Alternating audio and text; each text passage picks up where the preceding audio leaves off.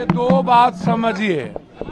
पहले तो जो लगातार बच्चे की मौत हो रही है कोचिंग वाले में, उसमें है कि पटना में जितना कोचिंग माफिया है, कोचिंग माफिया के लिए एक गाइडलाइन बने, एक एडवाइजरी बने, उस पर सरकार का अंकुश हो। तो अभी हम लगातार कोचिंग माफिया दिल्ली से लेकर के पटना तक ये सवाल है, तो क्या बिहार के कोचिंग माफिया के लिए अभी तक सरकार ने कोई पॉलिसी बनाया, कोई गाइडलाइन बनाया है? ये आप इसको देखिए।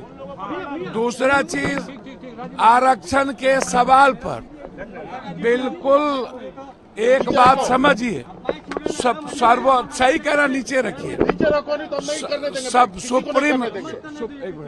सुप्रीम कोर्ट का जो एक आदेश आया है एसटी एससी में क्रीमिलियर को लेकर के, इस पर बड़े समीक्षा की जरूरत है। एक तरफ आरक्षण को लगातार कटल करने की, दूसरे तरफ आरक्षण जब बिहार में या तमिलनाडु में पहले भी दिया गया 67%, उसके बाद मेरा एक आग्रह है, सिर्फ यह कहना कि नीतीश कुमार जी यदि डबल इंजन इसको अध्यादेश नहीं ला पाते हैं, भैया तो क्या बोलेंगे आप लोग ऐसे करिएगा तो। भैया मैं क्या कह रहा हूं सुनिए। मेरा कहना यह है कि आरक्षण के सवाल पर 7 जज का जो आदेश है, इस पर बड़े समीक्षा की जरूरत है और सदन में इस पर चर्चा करने की जरूरत है। सर्वदलीय बैठक की आवश्यकता है। अब एसटी एससी में जिसकी आर्थिक, सामाजिक, शैक्षणिक आज भी 1.7 से ऊपर नहीं है और वहां भी क्रीमिलियर की बात होगी, तो निश्चित रूप से एक समीक्षा की जरूरत है और उस पर अध्यादेश लाने की जरूरत है। लेकिन जो बिहार की बात है, उसमें मेरा सीधा है कि बिहार में गलती किसने की? सरकार तो दोनों आदमी की थी ना। तो बिहार में आपने यदि इसको कैबिनेट के बाद डिसीजन ले करके सदन में पास करवा करके भेज दिए होते, तो आज ये प्रॉब्लम क्रिएट नहीं होता। तो गवर्नमेंट जिसकी थी उसी ने इस प्रॉब्लम को बढ़ाया है।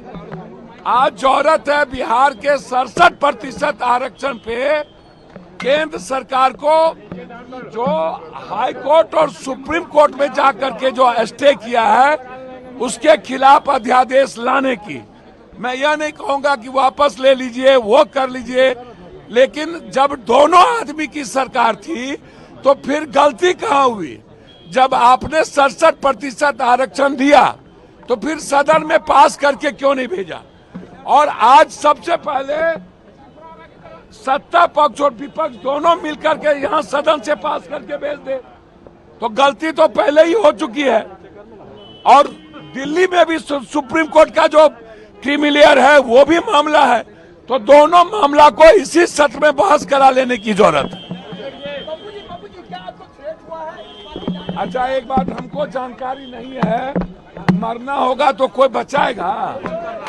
जिसको मारना होगा मारेगा, मरना होगा तो कोई बचाएगा? आप हमको भैया, सुरक्षा देने की जिम्मेदारी हमारी नहीं है, सुरक्षा देने की जिम्मेदारी सरकार की है।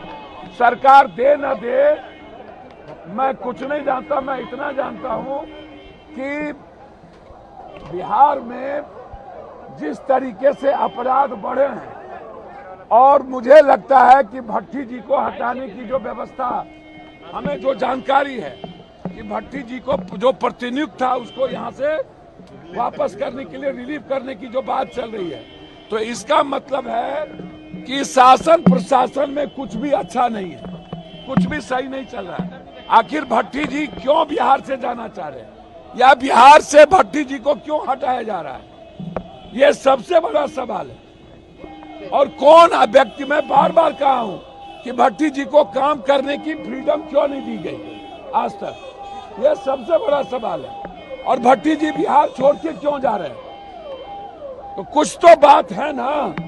सुरक्षा उरक्षा की चिंता मुझे नहीं है। सरकार को देना हो दे, ना देना हो दे ना दे, और ना मैं अपराधी से डरता और ना मैं मरने से डरता हूं। जिसको मारना हो, माफिया के खिलाफ लड़ाई है, मेडिकल माफिया के खिलाफ लड़ाई है, जमीन माफिया के खिलाफ लड़ाई है। कल भी सदन में मेडिकल माफिया के खिलाफ मैं आग उगला हूं। एजुकेशन माफिया, ये जितने एजुकेशन माफिया उसके खिलाफ नीड। तो एजुकेशन माफिया पर निरंकुश लगना चाहिए, उस पर गाइडलाइन होना चाहिए और सरकार एक नियमावली बनाए किसी भी कीमत पर। सबसे ज्यादा शोषण बिहार के बच्चों का एजुकेशन माफिया कर रहा है, इसलिए है सीधा लड़ाई है। एजुकेशन माफिया से भी है, मेडिकल माफिया से भी है, तो इसीलिए जान की चिंता मुझे नहीं। आरक्षण के अंदर आरक्षण की बात हो रही है, बिल्कुल गलत है। मैं इसको ओबीसी को पहले ही बर्बाद कर दिया, अब एसटी एससी को बर्बाद करना चाहते हैं। इस पर सदन में चर्चा की जरूरत है, जरूरत पड़े तो अध्यादेश लाने की जरूरत है।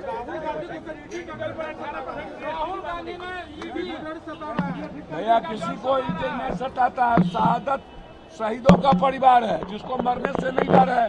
राहुल गांधी को कोई डरा सकता है, लेकिन जो हालात है ईडी के, चूज एंड बाइफरकेशन, और जिस तरीके से आप कर रहे हो, बिहार में बहुत सारे पदाधिकारी पर ईडी का केस है, जो बड़े बड़े पदों पर सेक्रेटरी बैठे हुए हैं, 2-3। सबका नाम आ रहा है सर। जितना आईएएस है पटना में बैठे हुए सेक्रेटरी सब ईडी के शिकंजे में। डीजीपी साहब को यहाँ से अब हटाया जा रहा है। डीजीपी साहब लगभग रिलीफ हो चुके हैं। जब से आए उनको काम करने नहीं दिया गया ढंग से, और अब डीजीपी साहब को विदा कर रहे हैं। तो भैया बिहार में कैसे काम चलेगा? चीफ सेक्रेटरी को आप 20-20 करोड़ में ला करके चीफ सेक्रेटरी बनाइएगा, 20-20 करोड़, तो 20-20 करोड़ में चीफ सेक्रेटरी बनता है? आप हमको बताइए ना।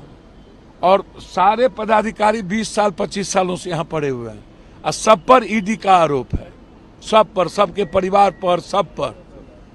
तो भैया आप हमको क्या करना मिल करके? अब वो जा रहे हैं तो आज क्या मिले? 1-2 दिन के अंदर उनको रिलीफ हो गया, विरमित कर हो चुके हैं डीजी साहब। आपने कहा कि ईडी का सब पर है, लेकिन राहुल गांधी कह रहे हैं कि मेरे यहाँ भी ईडी। भैया ईडी तो पीक एंड चूज करता है ना हो। अब किस पदाधिकारी को फंसाना बीजेपी अपने तरीके से न देखेगी कि कौन बीजेपी का पदाधिकारी है, कौन जदयू का पदाधिकारी है। यहाँ तो बाइफरकेशन हो चुका है, लाला वर्सेस दलित कर दिया है लोगों ने। एक तरफ लाला, एक तरफ दलित। यहाँ तो लाला वर्सेस दलित आईएएस में चल रहा है। बाप रे बाप, हम तो सुन के परेशान है। प्रमोद कुमार एक आईएएस थे जो रिटायर कर गए थे, और उस पर भ्रष्टाचार का आरोप था, उसी को पदाधिकारी बना दिए, वो भी बड़े पदों पर। तो नीतीश कुमार जी का तो भ्रष्टाचार के खिलाफ न टॉलरेंस था हो, और भ्रष्टाचारी ही पदाधिकारी। आप इसको समझिए ना भैया। सुप्रीम कोर्ट का जो वर्डिक्ट आया है सर एससी एसटी वाले, वो तो बहुत गलत है। मैं इसके पक्ष में नहीं हूँ। एसटी एससी में क्रीमी लेयर, ओबीसी को तो पहले ही बर्बाद कर दिए। अब एसटी एससी में क्रिमिनल की बात कर रहे हैं। 1.3% भी एसटी एससी के पास जमीन नहीं है, किसान नहीं है और रोजगार नहीं है। भैया इस पर तो व्यापक चर्चा की जरूरत है सदन में। सर्वदलीय बैठक को जरूरत हो तो अध्यादेश लाया जाए। और यही बात यहाँ के आरक्षण में, जब आरक्षण यहाँ 67% दिया गया, तो दोनों दल के जो सरकार थे उन्होंने सही तरीके से उसको प्लेस नहीं किया, सदन में नहीं लाया, सदन के द्वारा नहीं भेजा, कैबिनेट डिसीजन में कुछ त्रुटि रह गई। तो आज जो आप दादा नाना कर रहे हैं, तो उस वक्त कहां थे? और यदि इतना गंभीर है तो विपक्ष और सत्ता पक्ष मिल लीजिए, अब मिल के सदन से यहां से भेज दीजिए। हर चीज में राजनीति। पहले ही आपने त्रुटि दे दिया हाईकोर्ट जाने का।